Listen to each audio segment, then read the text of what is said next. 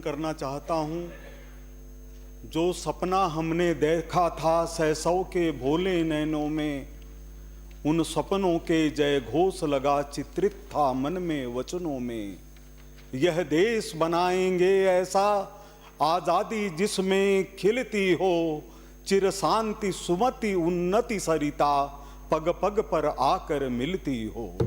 हम ऐसा देश बनाना चाहते थे जब भारत आजाद हुआ, लेकिन उसकी परिणति क्या हुई मैं कहीं भी आकर के अटक जाता हूं। जब नेता प्रतिपक्ष महोदय से मैं उम्मीद करता था कि आपको युवराज प्रताप सिंह जी की याद नहीं आई, युवराज प्रताप सिंह जी की याद नहीं आई, जिनको गोली खानी पड़ी। किसके अंदर? इमरजेंसी के अंदर। जो बात करते हैं आदिवासियों की वो भूल गए।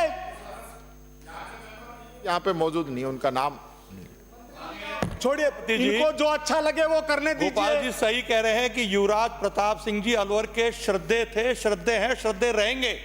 लेकिन इमरजेंसी में जिस प्रकार से उनको प्रताड़ित मारा गया, जिस प्रकार से उनको मारा गया, उसको याद अगर सदन कर रहा है तो उसमें कोई गलत नहीं कर रहा है। आदरणीय सभापति महोदय, नियम और परंपराओं की बात है, उनका नाम आप नहीं ले सकते। बाकी आप जो मर्जी जो चलिए अच्छा होता है। उनके पिताजी की बात कर ले। इनकी खुद की सरकार ने महाराजा जगत सिंह जी को हत्या के अंदर, हत्या के आरोप में दिल्ली बुलाकर नजरबंद कर दिया। आपके अंदर ताकत है नैतिकता की बात करने की? वह 19 महीनों का समय विषय पर आने दीजिए महोदय। संशोधन प्रस्ताव छेड़िए मत। अरे भाई मनीष भाई, आपको तो हम हमेशा सुनना चाहते हैं, हमेशा सुनना चाहते हैं। आप तो सीखिए, इस बहाने आपको इतिहास का पता चलेगा, वर्तमान का पता चलेगा। आदरणीय सभापति महोदय, वो 19 महीने एक अनचाहे शिशु का प्रसव काल था। आपको जो चाहिए कटवा लीजिएगा, मैं कह रहा हूं जो चाहिए कटवा लीजिएगा। कोई थर्ड पार्ट कोई नियमों में चलो होगा और कहीं तो नियमों में चलो, नियमों में चलो। इसका मजाक मत बनाओ माननीय सभापति जी। मैं फिर कह बोलने के लिए कोई बिना आदरणीय सभापति महोदय बोल ही नहीं सकता। मेरा निवेदन है कि जो ये कहें वो रख लीजिएगा, जो ये नहीं चाहे उसको काट दीजिएगा। तो बात ये सुन तो लीजिए माननीय सदस्य, सुन लीजिए सभापति जी, नियमों से चलवाओ, सुन लीजिए, नियमों से चलवाओ। जो नियम है वो चलाइए आप। अभी तो बाकी है, अभी तो बाकी है। सभापति जी ऐसे थोड़ी ना चले। आदरणीय सभापति महोदय, क्यों इसको आप वो बना रहे हो? मैं आदरणीय सभापति महोदय, बोलो ना। सभापति महोदय, जब उधर के माननीय सदस्य विषय से भटक रहे थे तब आपको नियम याद नहीं आए? तब आपको नियम याद क्यों नहीं आए? तब क्यों नहीं टोका? विषय की नहीं है, किस स्टेज पे बोल रहे हैं? वो है क्या नियमों में? स्टेज क्या है? कौन सी स्टेज बताओ ना।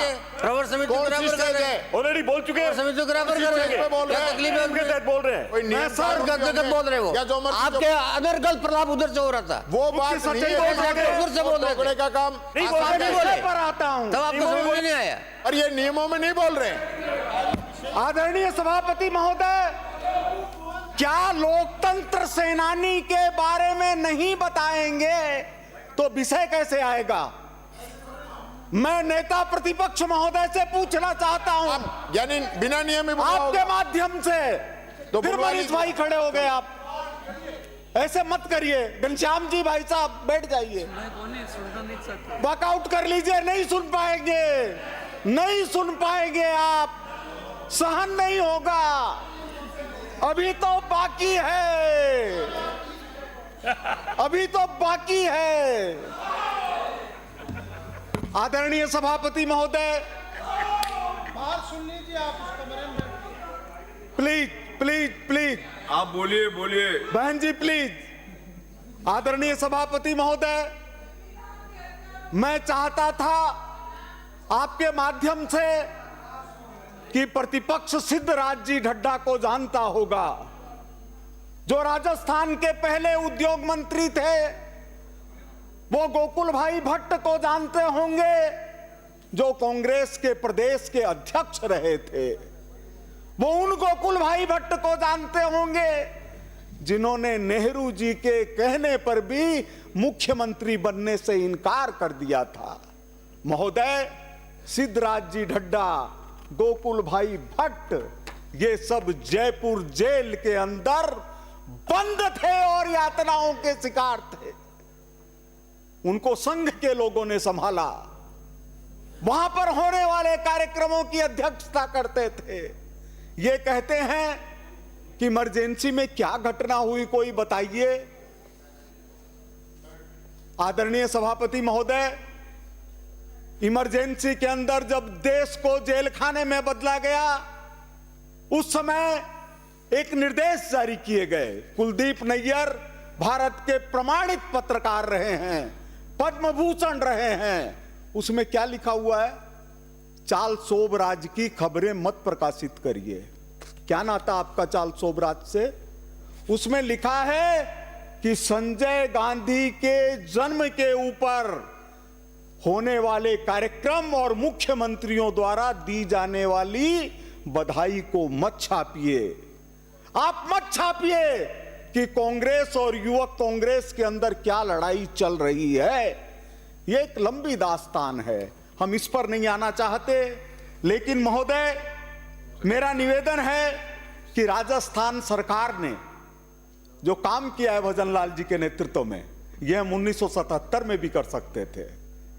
इससे ज्यादा बड़ा सत्ता पक्ष था, 150 सदस्य आते थे, कांग्रेस के 50 भी नहीं थे।